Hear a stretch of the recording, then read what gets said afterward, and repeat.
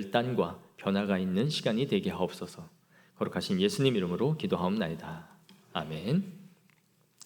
오늘 보실 하나님의 말씀은 시편 102편 1절에서 12절 말씀입니다. 시편 102편 1절에서 12절까지 말씀 보겠습니다.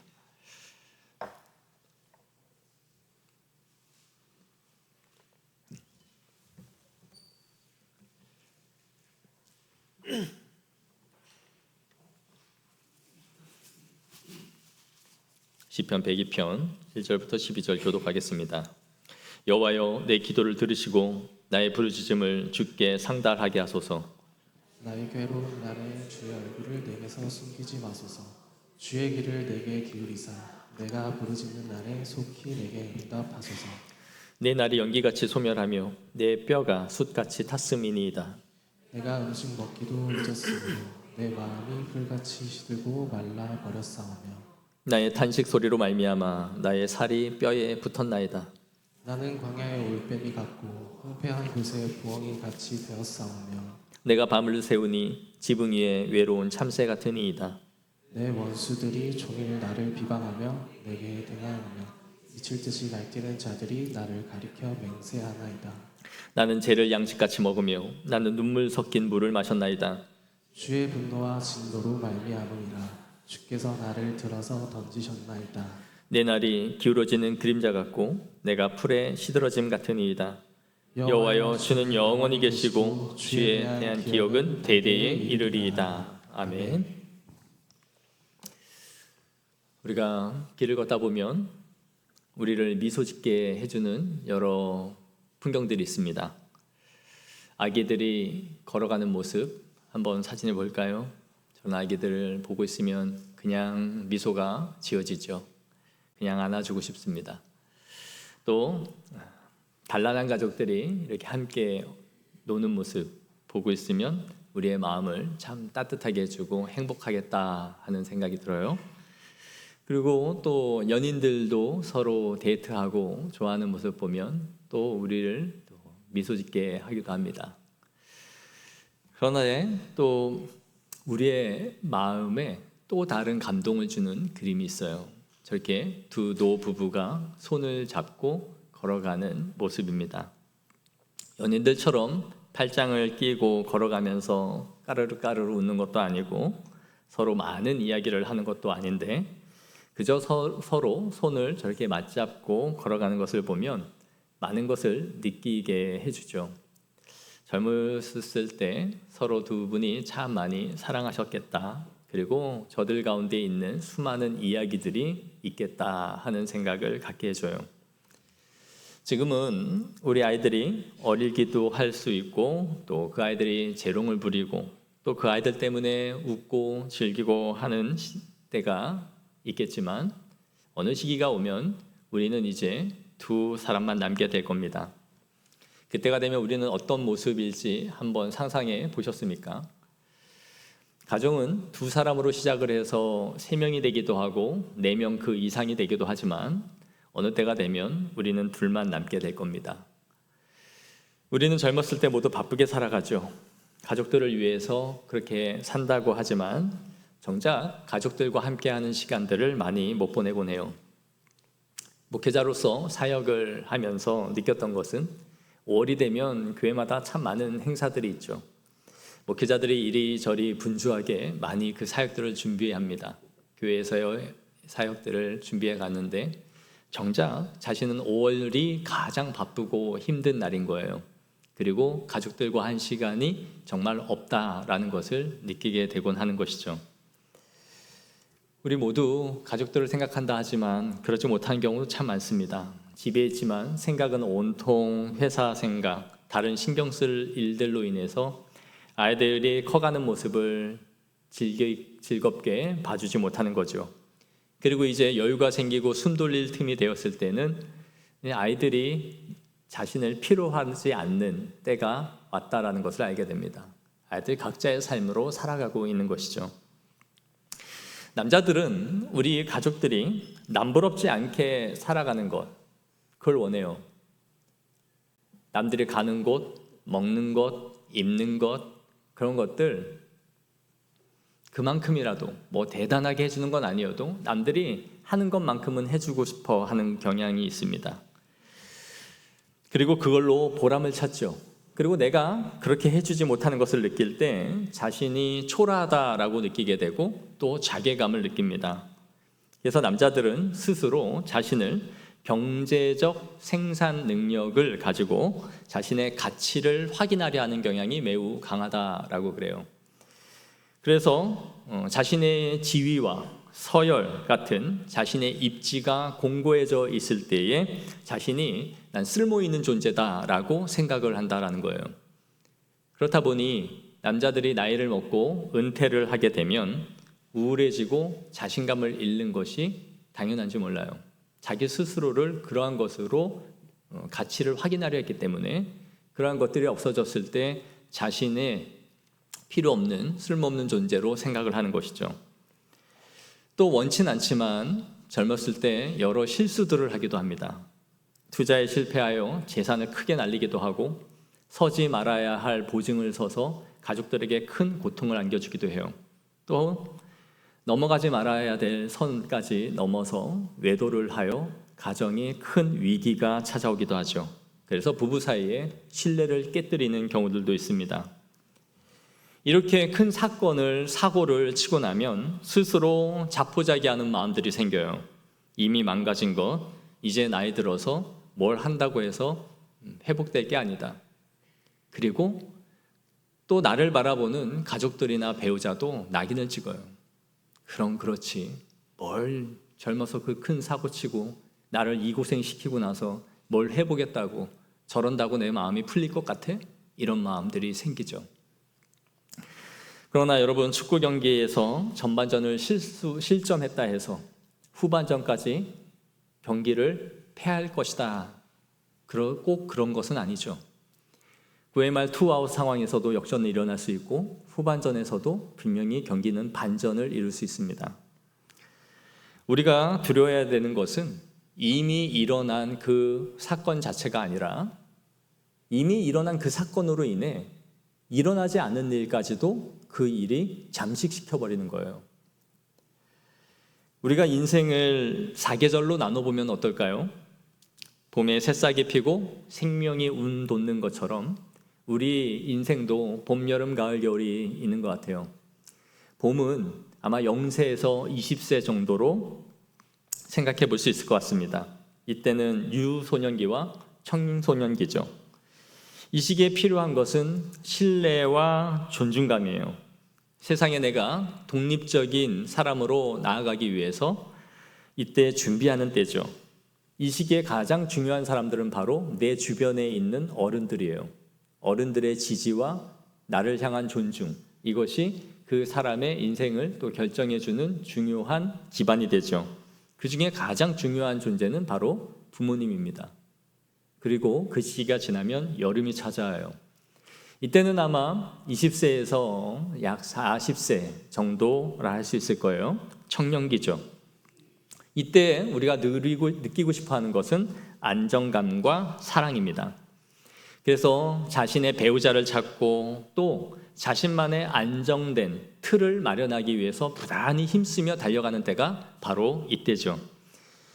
그래서 이때 중요한 사람들은 친구와 이성이에요. 그들을 통해서 관계를 형성해가는 겁니다. 만약 이러한 지지 기반과 관계가 형성되지 않으면 이런 시기에는 소외감과 고립감이 찾아와요. 그래서 사회에서 자신을 스스로 고립시키는 것이죠. 우리나라 청년 가운데 이 사회적 고립을 이 청년 은둔자라고 하죠. 이들의 수가 약 54만 명이라는 수치가 나왔어요. 사회적인 경쟁과 취업난으로 인하여 스스로 무기력감에 시달리면서 아예 외부와의 소통을 스스로 차단해버리고 마는 것이죠. 그리하여 스스로 사회적인 고립을 선택해버리는 것입니다. 그러면서 우리의 인생에 가을이 찾아오죠.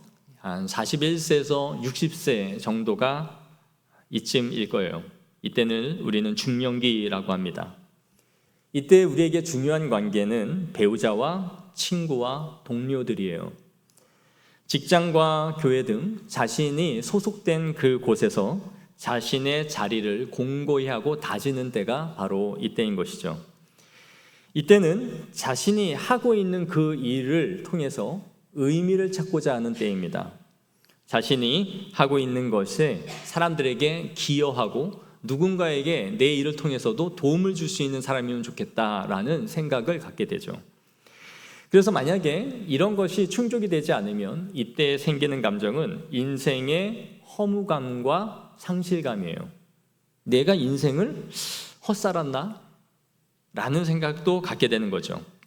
그래서 이런 게 충족되지 않으면 그릇된 방식으로 나아가게 되는데, 이때는 돈도 있고 사회적인 지위도 있기 때문에 이 충족되지 않은 상실감을 더 자극적이고 더 새로운 것을 찾아 죄악된 길로 나아갈 수 있는 때입니다. 청소년 시기에 이탈을 하면 술 먹고 담배 피고 나이트 가고 오토바이 타고 또 남의 차를 훔쳐 타는 이러한 비행을 저지르지만, 이때에 일탈을 하기 시작하면 사회적인 지위도 있고 돈도 있기 때문에 이때는 마약을 하거나 더 극단적인 도파민을 터뜨리면서 죄를 지을 수 있는 때가 바로 이때예요. 그래서 이때의 문제를 일으키면 가정과 사회에 더 큰 해악을 끼치는 일이죠. 자기 혼자만의 문제가 아니라 이제는 주변에 자신이 형성해온 모든 주변의 가정까지도 무너뜨릴 수 있는 때가 바로 이때인 겁니다. 그리고 우리의 인생의 겨울이 찾아오죠. 61세에서 80세 이후의 삶이라 할 수 있어요. 이때 우리에게 필요한 감정의 지지는 감사와 만족입니다. 자신이 걸어온 삶을 회고하면서 이만하면 잘했다, 수고했다 라고 스스로의 삶에 만족을 할 수 있어야 돼요. 그래서 이때 자신에게 필요한 관계는 배우자와 가족이에요. 그래서 그들이 따뜻한 마음으로 자신의 삶을 지지해 줄 수 있는 사람이 필요해요. 우리를 키워오시느라 고생하셨습니다. 수고했습니다. 그리고 그 헌신에 감사합니다 라는 이 지지가 절대적으로 필요한 시기가 바로 이때인 거예요. 그리고 이때는 서서히 주변의 지인들이 떠나가는 상실의 시기이기도 합니다. 그리고 환경도 활동도 점점 줄어들기 시작해요. 그래서 이때는 나와 가장 가까이 있는 배우자의 보살핌과 가족의 따뜻함이 절실한 때예요. 이제는 주변에 있는 친구들이나 지인들이 점점 없어져 가요. 오직 내 주변에는 가족만이 남게 되는 때입니다.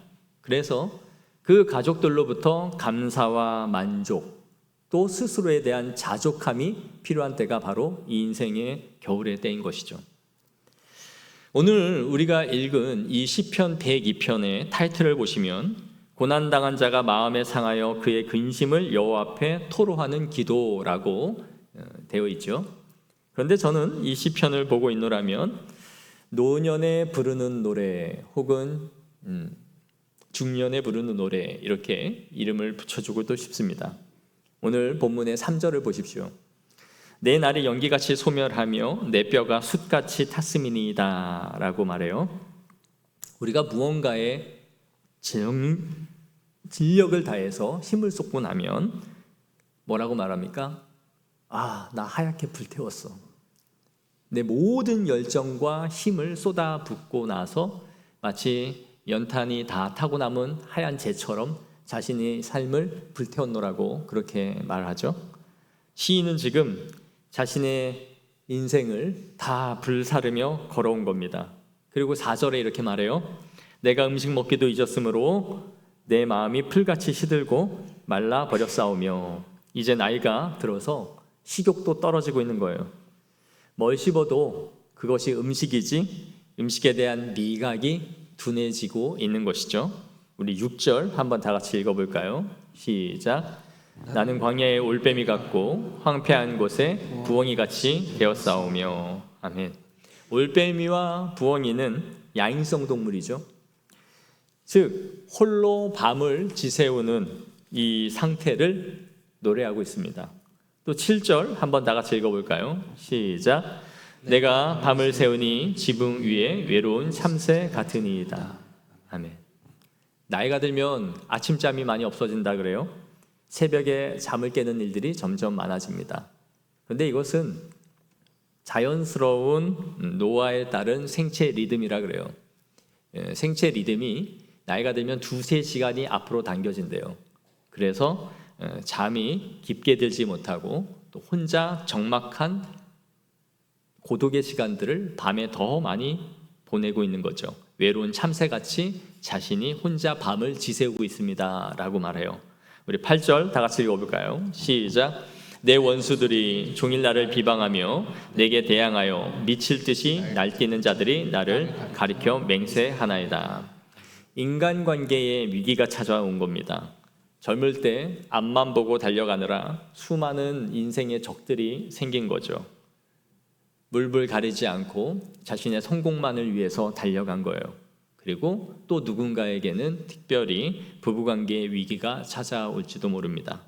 또 11절 시작. 내 날이 기울어지는 그림자 같고 내가 풀에 시들어짐 같으니이다. 이제 자신이 지는 해와 같이 쇠하여져 가고 있다라는 것을 말하고 있어요. 그러면서 이제 23절에서 24절에 시편 기자는 이렇게 간구합니다. 그가 내 힘을 중도에 쇠약하게 하시며 내 날을 짧게 하셨도다. 나의 말이 나의 하나님이요 나의 중년에 나를 데려가지 마옵소서. 주의 연대는 대대에 무궁하니이다.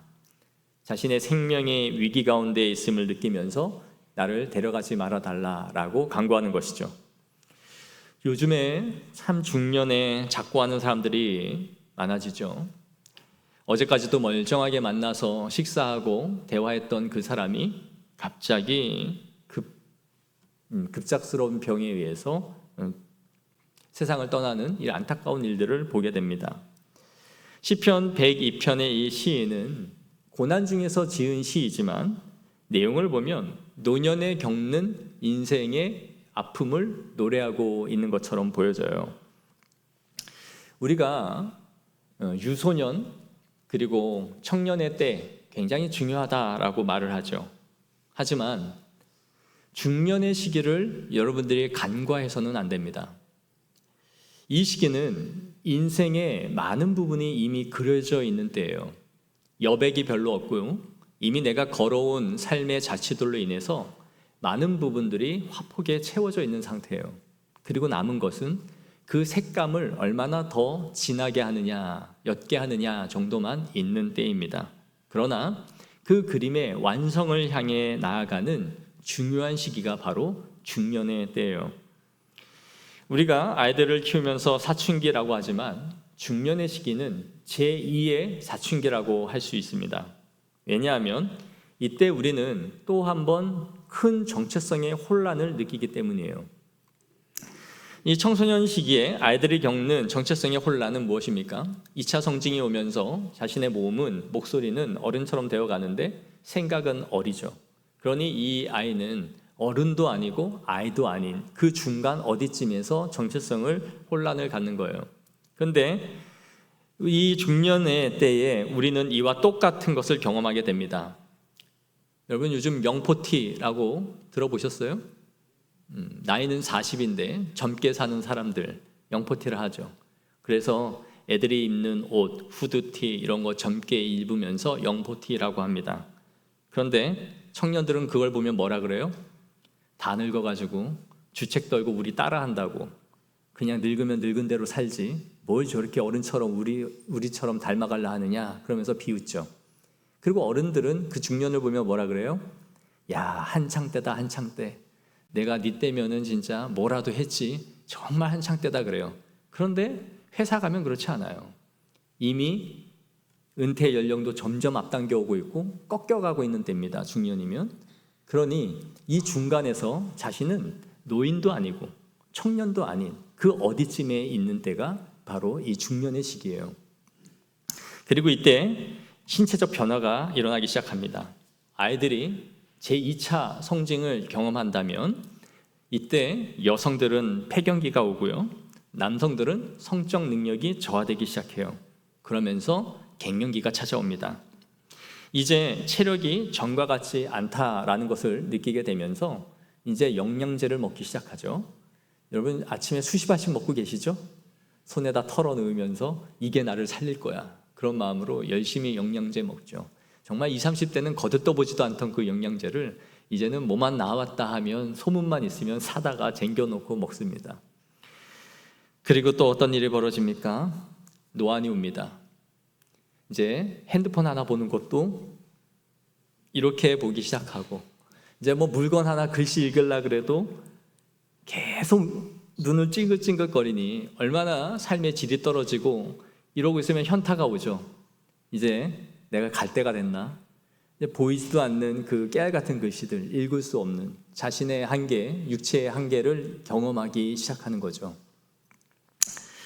그러면서 갱년기가 오면서 감정이 격변하기 시작합니다. 아이들이 사춘기 때 화내고 예민하고 짜증 부리는 것처럼 이때 갱년기가 오면 감정이 롤러코스터를 타기 시작해요. 그래서 마음에 불안함과 짜증과 두려움이 생기기 시작합니다. 그리고 자신이 무언가를 도전할 만한 나이가 아니라는 것을 알게 되면서 실패를 아주 두렵게 생각하기 시작해요. 아이들은 커가고 직장에서는 업무가 과중되기 시작합니다. 이때를 우리는 끼인 세대라고 하죠. 이제 아이들이 커서 대학에 가고 그러니 목돈 쓸 일이 점점 많아집니다. 덩어리가 필요해요. 그리고 부모님이 살아계시면 양쪽으로 부담을 해야 되는 그런 시기인 거죠. 그리고 회사에서도 샌드위치가 됩니다.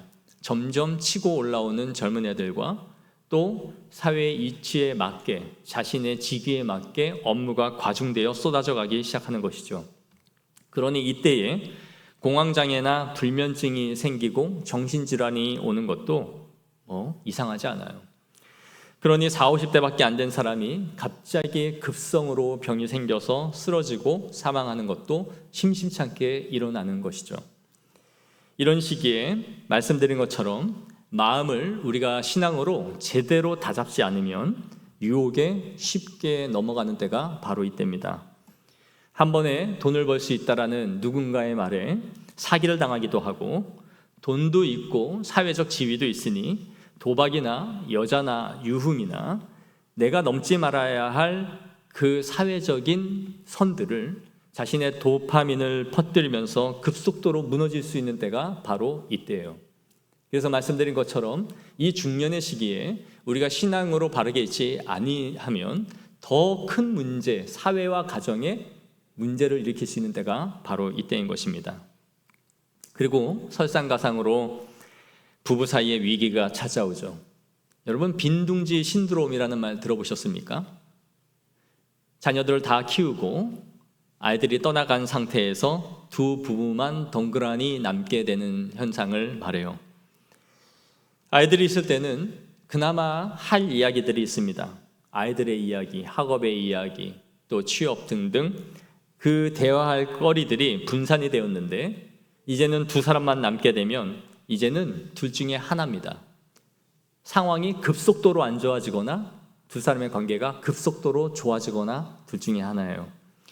그래서 그 이전에 관계가 제대로 형성되어 있지 않으면 이때 황혼 이혼이나 별거 등 아이들을 다 출가시킨 후에 이제 자신의 인생 우리가 각자 그냥 편하게 살자라고 하면서 자신의 길을 따라 선택하는 때가 바로 이때인 것입니다. 여러분, 아이들이 다 떠나가고 없을 때 우리는 어떤 관계로 부부 생활을 할지 한번 상상해 보셨습니까?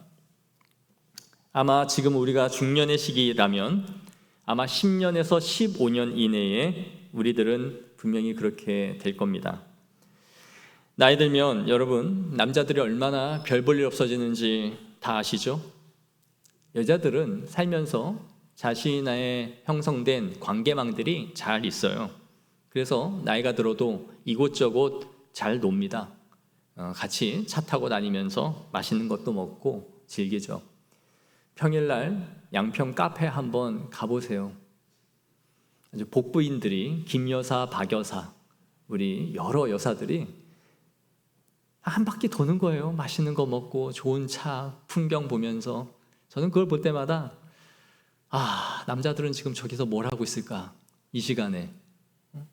역시 버는 놈은 따로 있고 쓰시는 분들은 따로 있구나. 그래, 버는 놈들은 열심히 잘 벌어라. 저분들이 잘 쓰셔야 이 나라의 경제가 잘 돌아가지. 쓰실 분들은 쓰셔 주셔야지. 그렇게 생각해요. 그러나 너무나 보고 있으면 이 극과 극을 보게 되죠. 남자들은요, 돈이 있어도 나이 들면 별로 할 거 없습니다. 어디서 그렇게 돈을 많이 쓰고 돌아다니겠습니까? 삼시기가 돼서 안에 들어오기만을 손꼽아 기다리고 곰탕 미역국 끓여 놓으면 그거 데펴 먹으면서 알타리 김치나 먹고 앉아 있는 거죠. 그러면서 나이가 들면 꼰대 경향만 더 많아져서요, 친구들도 떠나요. 왜요? 이제는 꼰대니까 서로 지 의견만 가지고 주장하며 핏대 내세우다가 싸움 나요, 서로. 그러니까 이 자식 내가 이젠 안 본다, 이 더러운 놈. 그러면서 서로 등지고, 그러면서 친구도 점점 없어지죠. 나이가 들어가면서 여러분, 힘든 것, 활동이 줄어들고 주변에 사람들도 없어가죠. 그런데 여러분, 더 힘든 건 돈이 없는 것보다 할 일이 없는 거래요. 하루가 길고 별로 나를 찾는 곳도 없는 그러한 시간이 찾아오는 거예요. 여러분, 우리가 그러지 않기 위해서 지금부터 힘을 내어 노력하지 않으면 안 됩니다. 아내와의 관계, 자녀와의 관계에서 시간과 마음을 들여야 됩니다. 노년에 늙어서 대우받으라고 하는 말 아니에요. 우리가 가정에서 신앙의 영적인 제사장으로서의 역할을 잘 감당하면 이 모든 것은 덤하여 따라오는 것들이에요. 자녀들을 중심으로 살아가던 삶에서 부부 중심의 삶으로 전환해야 할 시기가 곧 우리에게 오고 있다라는 것을 인지해야 되는 것입니다. 그리고 어떻게 우리가 늙어갈 것인가, 어떻게 마지막 부부의 삶을 잘 살 수 있을 것인가 하는 것에 대해서 우리가 생각을 해봐야 돼요. 그럼 어떻게 해야 될까요? 첫째, 자신의 삶의 변화를 수용하라 하는 거예요. 우리는 삶의 모든 부분에서 자족하는 법을 배워야 됩니다. 나이가 들어간다는 것은 자연스러운 거예요. 물론 영생해야 할 우리가 타락한 것으로 인해서 죽어야 되는 그것은 비극이고 아픔이지만, 우리가 타락한 이 땅에서 결국 한 번의 죽음을 경험하고 늙어간다는 것은 어쩔 수 없는 것입니다. 그래서 우리가 생각해야 되는 것은 나의 흰머리가 면류관이다라는 것을 알아야 돼요. 혈기왕성하던 자신의 모습에 비해서 자신이 초라해지고 머리숱은 점점 줄어져가고 흉기도 사라져서 예전에는 하지도 않던 그런 실수들을 자꾸 반복할 때마다 자신이 우울해지는 것, 그러지 마시고 그것을 받아들이십시오. 내가 열심히 살아왔고 걸어왔고 그래서 내 몸도 쇠하여져 가고 있는 것은 당연한 것이다 라고 생각해야 됩니다. 그리고 그것을 받아들이십시오. 흰머리를 보면서 자꾸 보이는 족족 뽑으면 대머리 됩니다.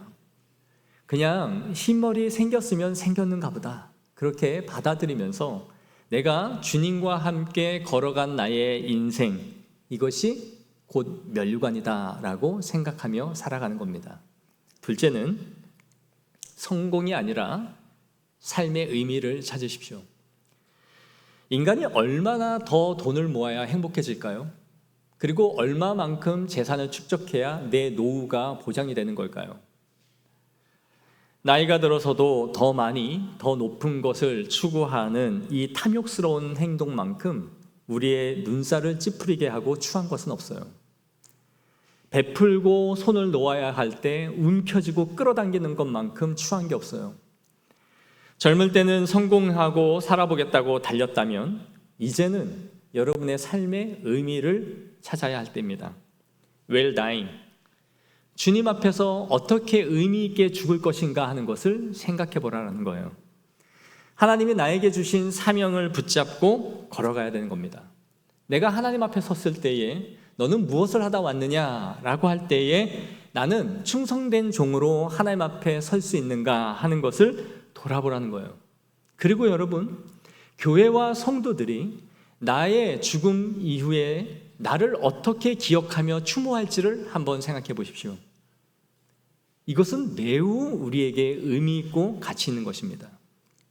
저는 우리 성광자매의 삶을 보면서 우리 모든 성도들에게 기쁨과 또 그의 삶에 아름다운 족적을 남긴 이 삶이 귀하다고 생각해요. 내가 하나님 앞에 섰을 때에 어떤 모습으로 내가 설 것인가, 그리고 우리 성도들은 나의 죽음 앞에 어떻게 나를 기억할 것인가를 수시로 묵상하십시오. 이것을 생각하면서 내 삶에 의미 있는 것이 무엇인지를 생각하고 선택의 기로에 놓일 때마다 그 의미 있는 것을 찾아가는 것이 복된 삶이에요. 나에게 유익이 있는가? 뭐가 좀 생기는가? 내가 이거 하면 몸이 좀 편할까? 아니요. 이것을 함으로써 누가 또 교회에 성도가 유익을 얻을 수 있다면 나는 그 길을 선택할 거야 라고 살아가는 것입니다. 셋째, 경건의 시간을 가지라는 거예요. 나이가 들수록 시간은 점점 많아집니다. 혼자 있는 시간이 많아지면 외롭죠. 그러니 이 생각 저 생각 할 일 없이 많이 생각하게 돼요. 그러다 보면 쓸데없이 신경을 쓰면서 염려와 걱정과 서운함이 밀려옵니다. 여러분, 나이가 들면 서운함이 많아진다 그러죠. 왜 그럴까요? 할 일이 없어서 그래요. 할 일이 없으니까 생각하는 게 자식 생각, 손자, 손녀 생각 이런 것만 해요. 그러다가 그 자식 나한테 왜 그 말을 했지? 아주 이거 괘씸하네. 그러면서 이 서운함이 폭발하기 시작하는 거예요. 바쁘면요, 그런 거 생각할 시간 별로 없죠.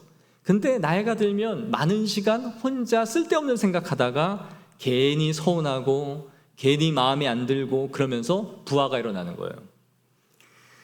그러나 이때만큼 하나님을 가까이 할 수 있는 때도 없습니다. 성경을 깊이 읽고 기도의 시간을 늘리십시오. 여러분, 다음 날 특별히 쫓기면서 할 일도 없잖아요. 이렇게 여유 있는 때에 말씀을 보며 많은 시간을 교회와 주변의 사람들을 위해 기도하며 주님과 동행하십시오. TV만 늘어지게 보고 쉬면서 그 인생을 보내지 마십시오.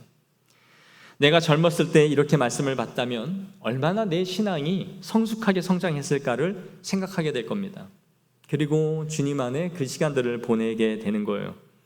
정말 외로운 것은 내 주변에 사람들이 없는 게 아니라 주님이 나와 함께 하지 않는 것이 진정한 외로움이에요. 이렇게 주님과의 관계가 묵상하고 교제가 깊어지면 깊어질수록 나이가 들어감에 따라 천국을 소망하게 되는 거예요. 내 주님이 계신 그 나라, 내가 이제는 속히 가고 싶다. 이 땅에 미련 없이 하나님을 바라보고 싶은 그 마음이 우리 가운데 생기는 거예요. 넷째, 함께 할 수 있는 그룹을 만들어 가십시오. 무엇보다 나이가 들수록 배우자와 원만해야 행복하죠. 그러면서도 우리는 함께 할 수 있는 그룹이 있어야 됩니다. 자신을 지원해주고 함께 걸어갈 수 있는 공동체가 있어야 돼요. 그곳이 어디입니까? 교회예요.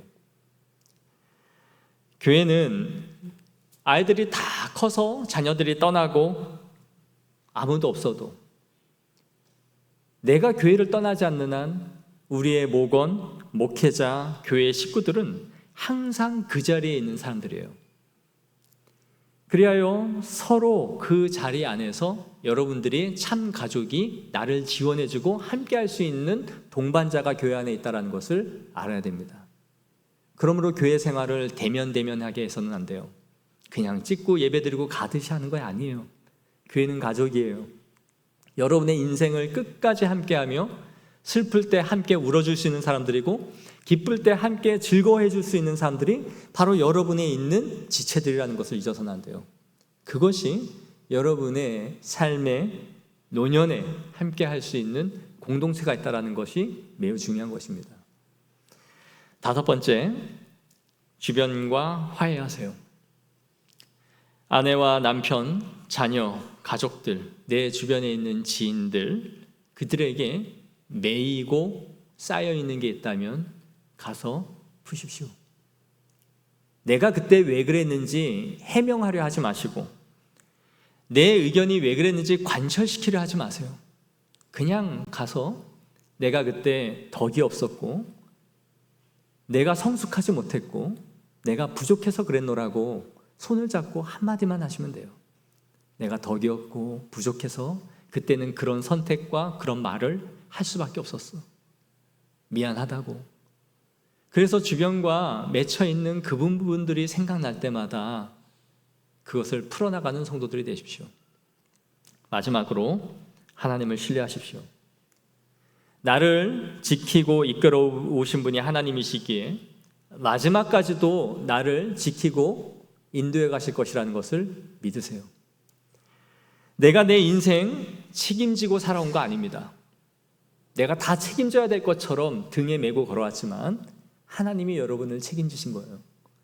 하나님이 여러분을 책임지셨듯이 내 모든 삶뿐만이 아니라 내 남은 가족까지도 하나님이 능히 저들에게 주신 은사와 복에 따라 채우시고 이끌어 가실 것이라는 믿음을 가지십시오. 그래야 우리의 마음이 평안한 가운데 주님께 맡기며 나아갈 수 있는 것입니다.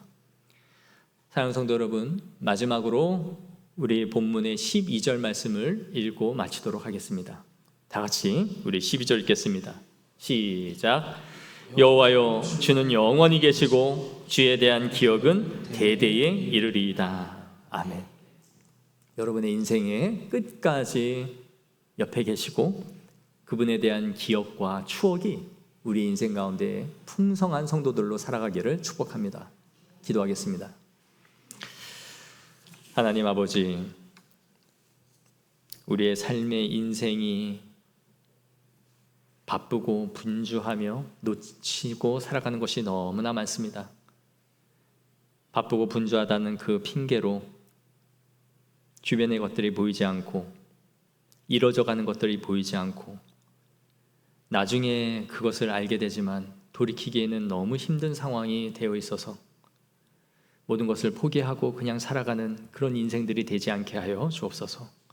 우리가 믿음의 가정을 이루어 함께 걸어가며 서로의 손을 잡아주고 말뿐인 가족이 아니라 진정으로 주님 안에서 함께 걸어갈 수 있는 믿음의 공동체가 되게 해주시고 그런 교회가 되게 하여 주시고 그런 가정이 되게 하여 주옵소서.